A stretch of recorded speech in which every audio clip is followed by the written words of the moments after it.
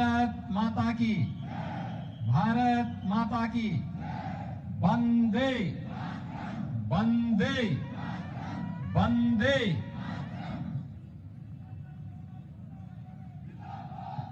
देवभूमि हिमाचल को कोटि कोटि नमन करते हुए पूज्य बाबा बालकनाथ जी के श्री धाम में मुझे आज आप सबने यहां आने का सौभाग्य दिया है। आप सभी का मैं हृदय से अभिवादन करता हूं। भाइयों बहनों, मैं अयोध्या की धरती से आया हूं।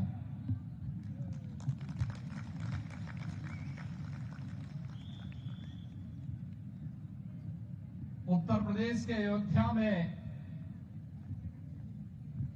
आप सबकी भावनाओं के अनुरूप मर्यादा पुरुषोत्तम भगवान श्री राम के भव्य मंदिर के निर्माण का कार्य युद्ध स्तर पर चल रहा है।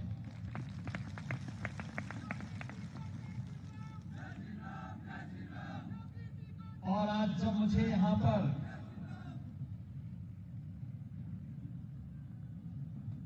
हिमाचल प्रदेश विधानसभा चुनाव के बारे में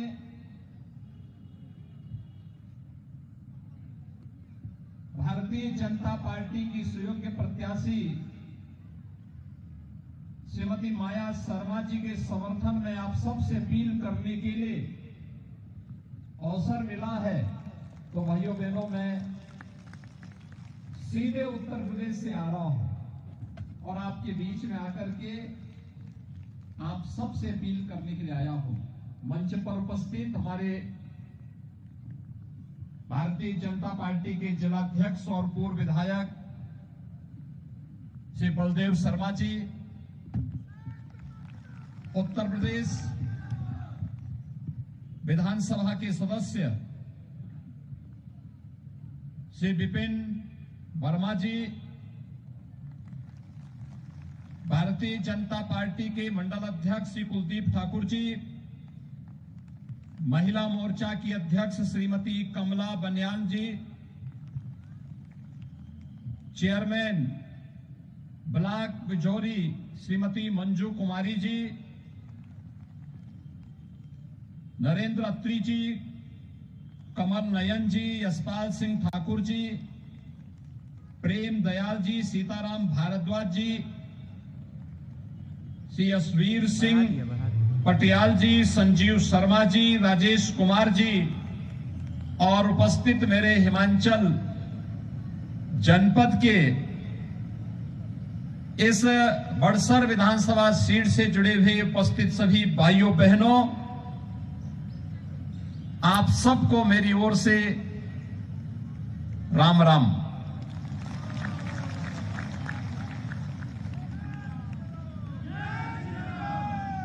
हम सब जानते हैं हिमाचल प्रदेश भारत का मुकुट है, देवभूमि के रूप में विख्यात है। यहां का हर डांडा, हर घाटी किसी न किसी देवभूमि के लिए, देव मंदिर के लिए विख्यात है। और वही सज्जनता, वही शौर्य और वही पराक्रम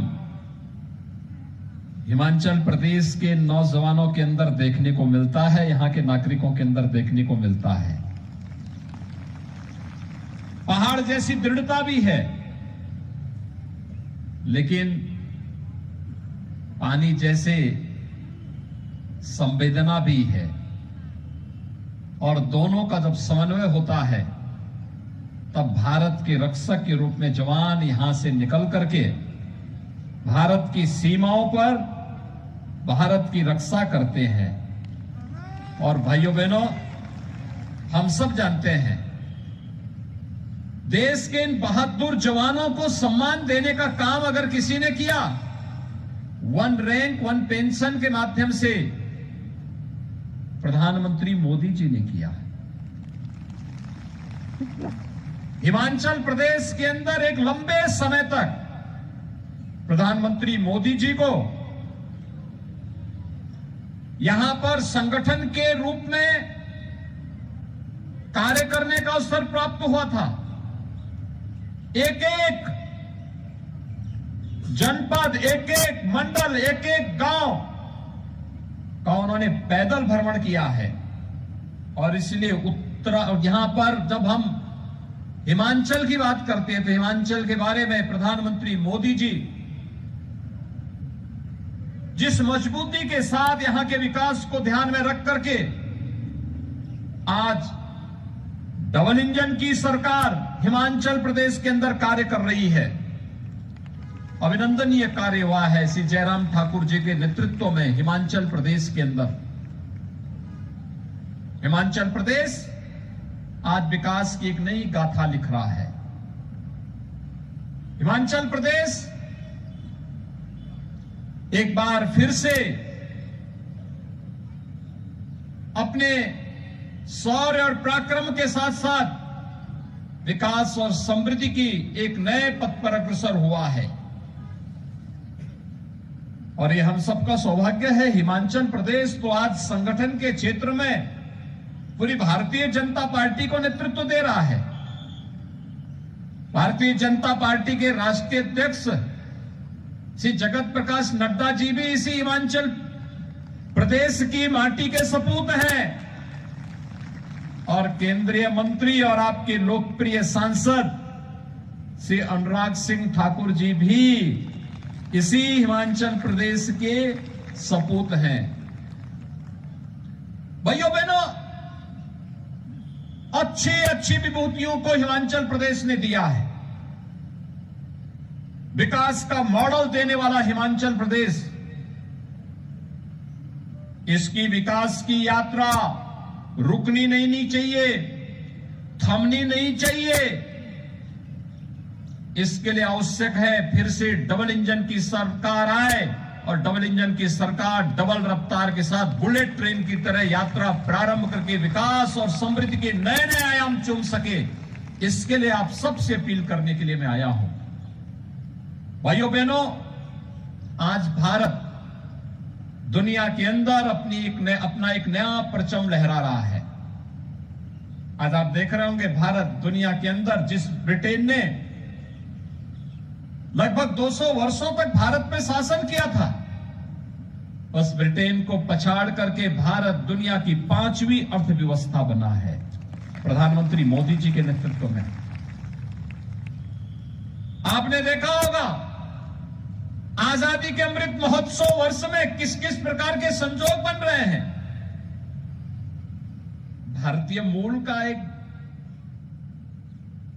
नागरिक, उनके पूर्वज किसी कालखंड में भारत से गए थे, आज वे ब्रिटेन के प्रधानमंत्री के रूप में पूरी दुनिया के लिए इसके सामने गौरव की प्रतिमूर्ति बनकर के दुनिया को विकास की एक नई राह दिखा रहे हैं। प्रधानमंत्री मोदी जी के नेतृत्व में भारत दुनिया के लिए एक मानक बन रहा है। वैश्विक मंच पर जहां कहीं संकट आता है, दुनिया भारत की ओर देखती है और प्रधानमंत्री मोदी जी की ओर बड़ी आस भरी निगाहों से देखती है। आज वैश्विक मंच पर भारत नेतृत्वकर्ता के रूप में दिखाई दे रहा है। भारत अपनी आजादी के अमृत महोत्सव वर्ष के अवसर पर आपने देखा होगा प्रधानमंत्री मोदी जी ने पूरे देशवासियों को पंच प्रण के साथ जोड़ने का आह्वान किया। और पंच प्रण में से एक विकसित भारत के संकल्प को आगे बढ़ाना, पंच प्रण में अपनी विरासत को सम्मान देना और गुलामी के अंश से सर्वथा मुक्ति के लिए भी और एकता और एकीकरण के लिए भी प्रधानमंत्री मोदी जी ने देश का आह्वान किया। अयोध्या में श्री राम जन्मभूमि पर भगवान राम के भव्य मंदिर का निर्माण उसी श्रृंखला का हिस्सा है। आप मुझे बताइए, क्या कांग्रेस अगर देश में रहती तो क्या अयोध्या में राम मंदिर का निर्माण हो पाता? हो पाता? माताओं बहनों से पूछना चाहता हूं मैं, क्या कांग्रेस कर पाती? अयोध्या में राम मंदिर निर्माण पर आपको गौरव की अनुभूति होती है कि नहीं होती है? 500 वर्षों के बाद गुलामी के ढांचे को समाप्त करके अयोध्या में भगवान राम के भव्य मंदिर का निर्माण हो रहा है। ये भारत का भव्य राष्ट्र मंदिर है। हर भारतवासी को गौरव की अनुभूति करनी चाहिए कि हम राम की धरती पर पैदा हुए हैं और किसी कालखंड में किसी विदेशी आक्रांता ने अयोध्या में राम मंदिर को तोड़ करके वहां पर एक विवादित ढांचा खड़ा किया था। समय के अंतराल के साथ धर्म चक्र अपना काम किया है और अयोध्या में आज भगवान श्री राम का भव्य मंदिर के निर्माण का कार्य उसी युद्ध स्तर पर आगे बढ़ रहा है। भाइयों बहनों, काशी में बाबा विश्वनाथ का धाम फिर से संवर चुका है, काशी विश्वनाथ धाम के रूप में। आपने लोकार्पण कार्यक्रम देखा होगा, आप में से कुछ लोग काशी जाने का अवसर प्राप्त हुआ होगा। जाइए, देखिए कितना भव्य है। मथुरा वृंदावन में जाके देखिए कितनी भव्यता के साथ काम हुआ है। अभी प्रधानमंत्री जी ने महाकाल, उज्जैन में महाकाल के प्रथम चरण के कार्य का लोकार्पण किया। कितना भव्य कार्य हुआ है। और केदारपुरी में, उत्तराखंड के केदारपुरी के उस कार्य का भी लोकार्पण प्रधानमंत्री मोदी जी के द्वारा संपन्न हुआ है। यही तो है विरासत के प्रति सम्मान का भाव। यही है विरासत के प्रति सम्मान। और विरासत के प्रति सम्मान को आगे बढ़ाने के लिए आज भारत के अंदर युद्ध स्तर पर एक और अपने स्वतंत्रता संग्राम सेनानियों के प्रति सम्मान का भाव है। आजादी के उन सभी नायकों को सम्मान दिया जा रहा है। देश की सीमाओं पर भारत की सुरक्षा करने वाले अपने सैनिकों के प्रति कृतज्ञता ज्ञापित करते हुए उन्हें सम्मान दिया जा रहा है। दूसरी तरफ अपनी आस्था के केंद्रों को संवारने, सजाने और भारत की आस्था को सम्मान देने का कार्य हो रहा है। तो वहीं भारत के अंदर हर नौजवान के हाथ को कार्य मिल सके। मिशन रोजगार हर नौजवान को रोजगार के साथ जोड़ने के लिए कहीं अग्निपथ की योजना प्रारंभ हुई है, कहीं पे नौकरियों की एक लंबी श्रृंखला निकली है। 10 लाख अग्निवीर निकलने हैं, अग्निवीर 10 लाख, और 10 लाख अग्निवीरों की भर्ती के साथ 10 लाख नए अन्य नौकरियां सरकारी मिलनी है। भाइयों बहनों, क्या ये सब कांग्रेस के समय हो पाता? कांग्रेस कर पाती? ये कांग्रेस नहीं कर पाती। कांग्रेस अगर कर पाती तो जनता ने, देश की जनता जनार्दन ने तो उनको पूरा अवसर दिया था, पूरा अवसर दिया था। लेकिन कांग्रेस के एजेंडे में विकास नहीं है, कांग्रेस के एजेंडे में विरासत का सम्मान नहीं है, कांग्रेस के एजेंडे में सैनिकों का सम्मान भी नहीं है। कांग्रेस के एजेंडे में कहीं भी न अयोध्या था, न काशी था, न केदारपुरी थी, न महाकाल था। कांग्रेस के एजेंडे में तो केवल एक खानदान के विकास का था। और भाइयों बहनों, केवल एक खानदान के विकास तक सीमित है पार्टी, इसीलिए आज अपना अस्तित्व खोती जा रही है। इन्होंने विकास के नाम पर भ्रष्टाचार की नई नई परतें देश के अंदर खड़ी करनी प्रारंभ कर दी थी। इसका खामियाजा देश ने भुगता है। विकास अवरुद्ध हुआ है और आज उसकी कीमत हमारा नौजवान चुका रहा था। लेकिन अब भारत उससे उभर चुका है। एक नए भारत के निर्माण के लिए हिमाचल प्रदेश के अंदर डबल इंजन की सरकार फिर से आवश्यक है, क्योंकि विगत 5 वर्ष के अंदर हिमाचल प्रदेश के अंदर भाइयों बहनों, जिस मजबूती के साथ श्री जयराम ठाकुर जी ने काम किया है प्रधानमंत्री मोदी जी के मार्गदर्शन में, श्री अनुराग सिंह ठाकुर जी और श्री जगत प्रकाश नड्डा जी के साथ मिलकर के, वह अभूतपूर्व है। हर फील्ड में काम हुआ है। मुझे थोड़ा बताइए कि क्या अभी कोरोना जैसी महामारी से देश उभरा है? कोरोना के बाद, कोरोना अगर कांग्रेस के शासनकाल में दुर्भाग्य से आया होता, क्या हाल हुआ होता? प्रधानमंत्री मोदी जी की लीडरशिप थी। हिमाचल में श्री जयराम ठाकुर जी के नेतृत्व में जिस मजबूती के साथ काम हुआ, फ्री में टेस्ट, फ्री में उपचार, फ्री में वैक्सीन और हर गरीब को फ्री में राशन की सुविधा भी, देश के अंदर 80 करोड़ गरीबों को फ्री में राशन की सुविधा भी उपलब्ध करवाई गई। वृद्धजनों को वृद्धावस्था पेंशन, दिव्यांगजनों को दिव्यांग पेंशन, निराश्रित महिलाओं को निराश्रित महिला पेंशन, किसान अन्नदाता किसानों को प्रधानमंत्री किसान सम्मान निधि और हर गरीब को आयुष्मान भारत के साथ ही हिम केयर के माध्यम से 5 लाख रुपए सालाना स्वास्थ्य बीमा का कवर देने का काम भी ये डबल इंजन की सरकार ने ही किया है। अगर कांग्रेस के एजेंडे में विकास होता तो भाइयों बहनों, 50-55 वर्षों तक उन्होंने शासन किया, कभी उन्होंने विकास को एजेंडा नहीं बनाया। विकास उनके एजेंडे का हिस्सा नहीं था। विरासत का सम्मान उनके एजेंडे का हिस्सा नहीं था। सैनिकों का सम्मान उनके एजेंडे का हिस्सा नहीं था। गुलामी के अंश की सर्वथा मुक्ति उनके एजेंडे का हिस्सा नहीं था।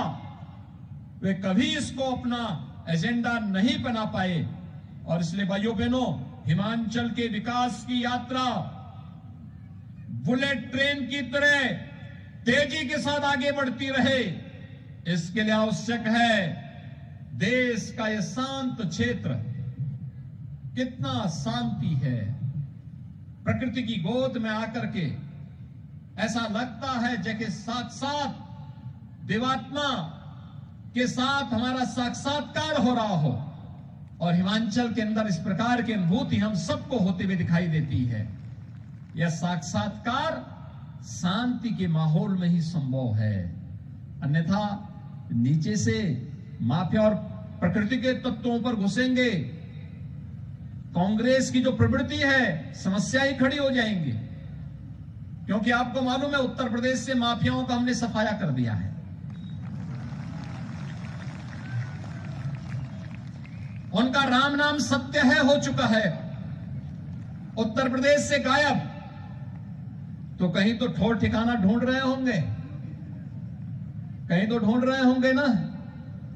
तो इसलिए हिमाचल प्रदेश को सुरक्षित रखने के लिए, हिमाचल के विकास को तेज गति देने के लिए, हिमाचल के नौजवानों के लिए और विकास की इस गति को स्वास्थ्य के क्षेत्र में, ग्रामीण विकास के क्षेत्र में, शिक्षा के क्षेत्र में, रोजगार के लिए, माताओं बहनों के सम्मान और स्वावलंबन के लिए डबल इंजन की सरकार फिर से बननी चाहिए। और डबल इंजन की सरकार के लिए आवश्यक है श्रीमती माया शर्मा जी का यहां से विधायक बनना आवश्यक भी है। पिछली बार भाइयों बहनों चूक हो गई थी तो विकास में पिछड़ गए। ऐसी चूक तो नहीं होगी ना, ऐसी चूक तो नहीं होगी। संकल्प है ना, तो फिर हम लोग ये मान करके चल लें कि 12 नवंबर को जब इलेक्शन होंगे तो 12 नवंबर के इस इलेक्शन में हर जगह कमल का फूल ही नजर आएगा। आएगा, सभी लोगों को नजर आएगा। सभी लोग इस संकल्प के साथ कार्य करेंगे। भाइयों बहनों, एक पहाड़ी क्षेत्र है। आप देख रहे होंगे मुझे आने में लेट हो गया, 45 मिनट सड़क मार्ग से आया हूं। मैं प्रातःकाल लखनऊ से चला था और आकर के समय पे आ गया, लेकिन आने पर तो स्वाभाविक रूप से प्रत्याशी चुनाव के दौरान हर घर नहीं जा पाएगी। आप सबको माला शर्मा बनना पड़ेगा, माला शर्मा का प्रतिनिधि बनना पड़ेगा। घर घर जाकर के एक एक मतदाता को मतदान करने के लिए प्रेरित करना पड़ेगा और कमल चुनाव चिन्ह पर भारतीय जनता पार्टी की सुयोग्य प्रत्याशी को विजयी बनाने के इस अभियान के साथ जुड़ना पड़ेगा। आप सभी सहमत हैं? सभी लोग सहमत हैं? तो मेरे साथ बोलेंगे भारत माता की, भारत माता की जय जय श्री राम। धन्यवाद सर। योगी जी को जय श्री राम। योगी जी को जय श्री राम।